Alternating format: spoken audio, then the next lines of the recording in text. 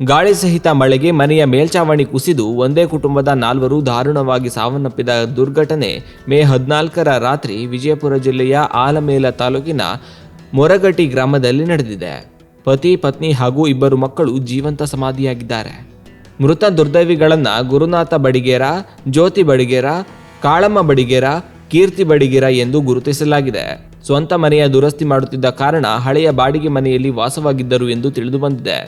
ಘಟನಾ ಸ್ಥಳಕ್ಕೆ ಜಿಲ್ಲಾ ಉಸ್ತುವಾರಿ ಸಚಿವ ಎಂಬಿ ಪಾಟೀಲ, ಸಿಂದಗಿ ಠಾಣಾ ಪೊಲೀಸರು ಭೇಟಿ ನೀಡಿ ಪರಿಶೀಲನೆ ನಡೆಸಿದ್ದಾರೆ. ಅಗ್ನಿಶಾಮಕ ದಳದ ಸಿಬ್ಬಂದಿಗಳು 4ರ ಶವವನ್ನು ಹೊರತೆಗೆಯಲು ಕಾರ್ಯಾಚರಣೆ ನಡೆಸಿದ್ದಾರೆ.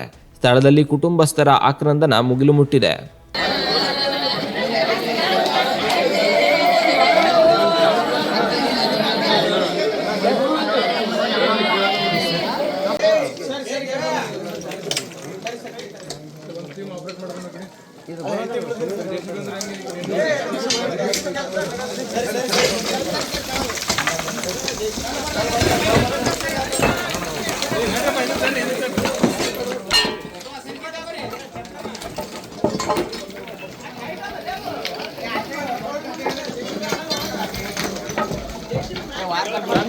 ಆ ಕಟ್ಟಿಗೆ ಅದ್ರ ಗಜ್ಜೆ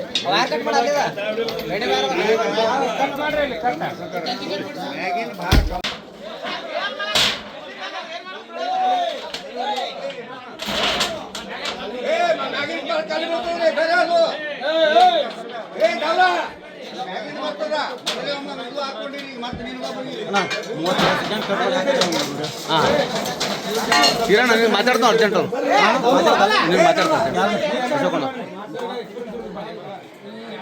ತೆಳಗಿಂದ ಹಾಕಿ ಸರ್, ತೆಳಗಿಂದು